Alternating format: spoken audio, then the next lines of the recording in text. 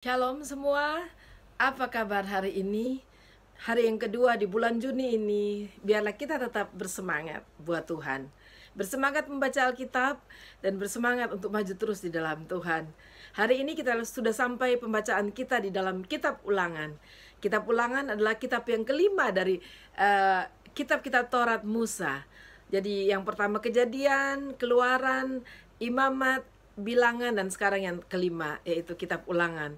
Dan Kitab Ulangan adalah kitab yang terakhir, dan itu berbicara seperti kitab perpisahan dari Musa bagi umat Tuhan, the second generation, generasi kedua setelah mereka keluar dari Mesir, dari perbudakan Mesir. Ini adalah generasi kedua. Jadi generasi dewasa yang keluar dari Mesir itu semua sudah mati. Lalu kemudian ini adalah mereka yang masih muda waktu keluar dari Mesir, masih di bawah 20, terhitung di bawah dari 20 tahun.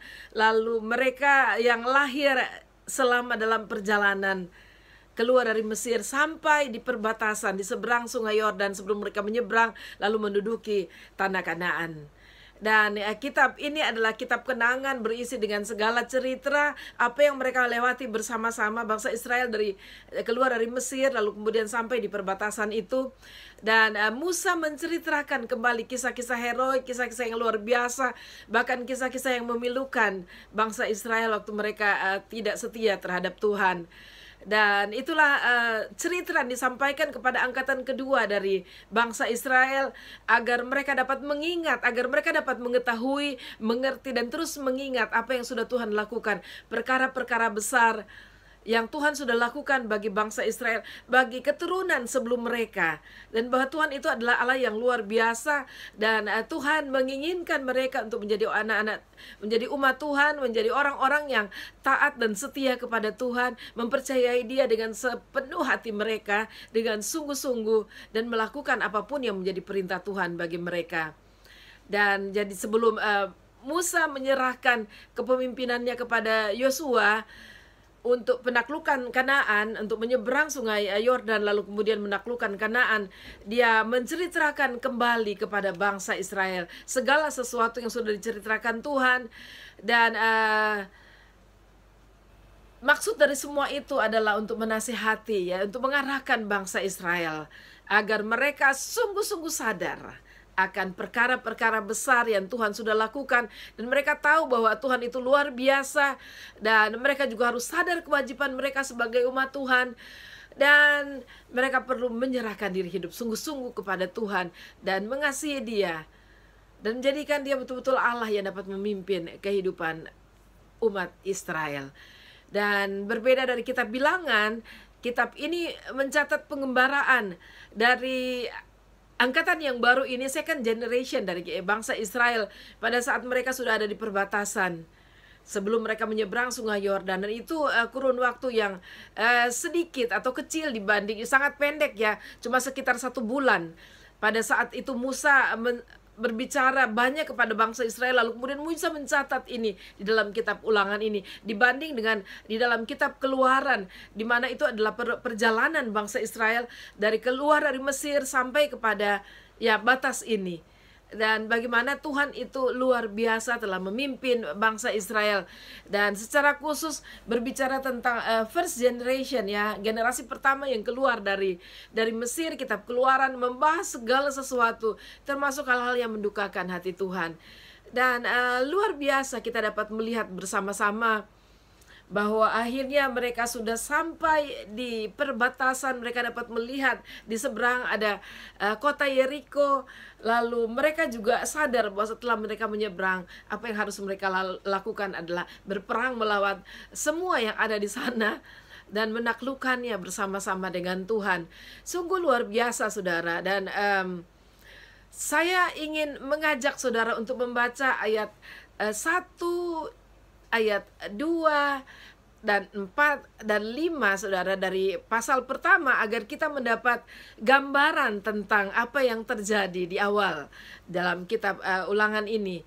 Dan waktu sebulan ini yang dimanfaatkan oleh Musa untuk berbicara dengan bangsa Israel dan juga menuliskan kitab Ulangan ini sebagai kitab terakhir yang dia tulis untuk segera sebelum dia mengakhiri juga semua penyerahan hidupnya kepada Tuhan, dan dia akan pulang berkumpul bersama leluhurnya, kata firman Tuhan.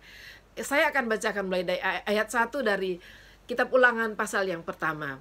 Inilah perkataan-perkataan yang diucapkan Musa kepada seluruh orang Israel di seberang sungai Yordan, di padang gurun, di Araba Yordan, di tentangan Suf, antara Paran dan Tofel, Laban, Haserot, dan di Sahab. 11 hari perjalanan jauhnya dari Horeb sampai ke Kades Barnea melalui jalan pegunungan Seir. Pada tanggal 1 bulan 11 tahun ke-40 berbicaralah Musa kepada orang Israel sesuai dengan segala yang diperintahkan Tuhan kepadanya demi mereka. Setelah ia memukul kalah Sihon, raja orang Amori yang diam di Hesbon, dan Og, raja negeri Basan yang diam di Asitarot dekat Edrei di sebelah sungai Yordan di tanah Moab, mulailah Musa menguraikan hukum Taurat ini, katanya. Dan seterusnya kita membaca, saudara, bagaimana Musa menjelaskan satu persatu hal-hal yang dialami dan Tuhan, apa yang akan difirmankan oleh Tuhan dan apa yang mereka lakukan. Dan luar biasa sekali bahwa Tuhan itu adalah Allah yang perkasa menuntun mereka. Mereka berhadapan dengan kerajaan-kerajaan atau kelompok-kelompok orang-orang yang dahsyat-dahsyat, kuat-kuat, bahkan ada yang keturunan Enak, keturunan raksasa. Tapi kita melihat bahwa penyertaan Tuhan itu nyata bagi kehidupan mereka, bagi bangsa Israel, nyata bagi kepemimpinan Musa. Kita tahu bahwa Musa memang manusia biasa, tapi dia adalah orang yang spesial, orang yang super, saudara. Pada masa itu Musa adalah pilihan Tuhan sebagai pemimpin, dan kita dapat melihat dedikasinya yang luar biasa. Satu saja kesalahannya pada saat dia tidak mendengarkan Tuhan, dan kata Tuhan, dia tidak menghormati kekudusan Tuhan di hadapan umatnya. Sebab itu dia diberikan ganjaran atau hukuman bahwa dia tidak akan masuk secara fisik. Dia tidak bisa masuk, tapi dia bisa melihat dari kejauhan. Tetapi saudara, kita melihat bahwa Musa adalah orang yang sangat luar biasa, dan dia menulis ini sebagai catatan. Dan pemilihan Tuhan atas Musa adalah pemilihan yang tepat, dan kita tahu Tuhan memang tidak pernah salah pilih orang. Dan ada dua ayat yang saya sangat tersentuh, dan saya rasa kita juga semua akan diberkati Tuhan karena kita dapat aplikasikan dalam kehidupan kita sebagai umat Tuhan, sebagai orang-orang pilihan Tuhan. Coba kita baca bersama-sama ayat 30 dan ayat 31. Pernyataan Musa yang sangat luar biasa, dan ini juga saya sangat suka dan menjadi kekuatan buat saya.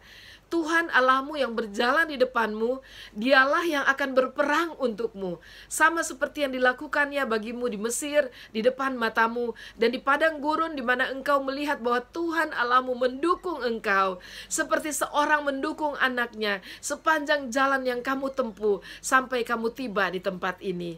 Kita harus mengingat bahwa Musa dalam usianya sudah tua, sudah 120 tahun, saudara. Itulah sebabnya pembawaannya sebagai orang tua terhadap generasi kedua dari bangsa Israel yang masih muda. Dia seperti seorang bapa yang sedang berbicara kepada anak-anaknya. Dan kita tahu bahwa pernyataan Musa ini adalah pernyataan yang sudah dia lewati dan sudah dia lihat dengan matanya sendiri, bahwa Tuhan adalah Allah yang luar biasa. Tuhan Allahmu yang berjalan di depanmu, dan mereka tidak takut akan masa depan mereka, dan kita juga tidak perlu takut akan masa depan kita. Kalau kita percaya, kita tahu bahwa Tuhan berjalan di depan kita, dan dia akan berperang untukmu, sama seperti yang dilakukannya bagimu di Mesir di depan matamu. Jadi saudara, kalau kita pernah mengalami kemurahan Tuhan, kita pernah mengalami kebesaran Tuhan, ingat itu. Dan kita tahu bahwa Tuhan ada di depan kita. Kalau dia sudah menolong kita di masa lalu, dia juga akan menolong kita di masa depan. Itu iman yang harus dipegang oleh umat Israel, oleh second generation yang sedang berjalan dan menghadapi tanah perjanjian sudah di depan mata mereka. Dan bagi kita semua, mari kita tetap berpegang kepada Tuhan. Dan dikatakan bahwa Tuhan sudah menolong mereka, dan dikatakan bahwa Tuhan Allahmu mendukung engkau seperti seseorang mendukung anak. Dan kita lihat memang pada saat mereka keluar dari Mesir, Israel itu sangat childish, sangat kekanak-kanakan, bagaimana terlalu manja dan kadang-kadang memberontak, sama seperti anak memberontak terhadap orang tua. Tapi Tuhan begitu setia, dan dikatakan dia menggendong, mendukung anaknya sepanjang jalan yang kamu tempuh. Luar biasa. Kita juga kadang-kadang melakukan hal yang mendukakan hati Tuhan, tapi Tuhan itu sungguh baik bagi kita. Dan kalau kita boleh ada sampai saat ini dimanapun kita berada, dalam keadaan apapun kita ada, kita tahu itu adalah kasih karunia Tuhan buat kita. Sama seperti yang dikatakan Musa kepada mereka yang sedang berada di seberang sungai Yordan itu. Dan saudara, saya percaya sebagai manusia, Musa juga ada keinginan untuk pada saat Tuhan izinkan dia melihat, saya percaya bahwa dia ada keinginan juga untuk meminta kepada Tuhan untuk masuk. Dan saya sangat terharu membaca ayat-ayat terakhir di pasal yang ketiga di kitab Ulangan ini. Kita melihat 23, 24, 25. Kita melihat sesuatu yang sangat menyentuh. Terlebih di ayat 26 dan 27. Saya tidak bisa bayangkan perasaan dan hati Musa, tetapi kita melihat bahwa Tuhan tetap mengasihi hambanya yang setia, hambanya yang sudah melakukan apapun yang Tuhan perintahkan kepadanya. Overall, Musa adalah pemimpin yang luar biasa yang saya sangat admire, saya sangat kagumi sebagai pemimpin, dan saya belajar darinya. Hati Musa, ketulusannya dan kasihnya, sikapnya atau hatinya sebagai seorang gembala itu kuat sekali. Dan sebagai hamba Tuhan yang dia tahu persis, dia hanya bisa melakukan apa yang Tuhan kehendaki dan Tuhan perintahkan bagi dia. Kita membaca ayat 23 dari pasal 3 ini, juga pada waktu itu aku mohon kasih karunia daripada Tuhan demikian. Sesudah dia menceritakan, akhirnya Tuhan sudah membawa mereka sampai pada keadaan sekarang berada di dataran Moab, dan sudah dibagi-bagi segala tanah-tanah sudah diperhitungkan, pembagian sudah ditetapkan oleh Tuhan. Dan Musa berkata kepada bangsa Israel, aku juga pernah meminta seperti ini, tetapi ayat 24 dia berkata, Ya Tuhan Allah, Engkau telah memulai memperlihatkan kepada hambamu ini kebesaran-Mu dan tangan-Mu yang kuat, sebab Allah manakah di langit dan di bumi yang dapat melakukan perbuatan perkasa seperti Engkau.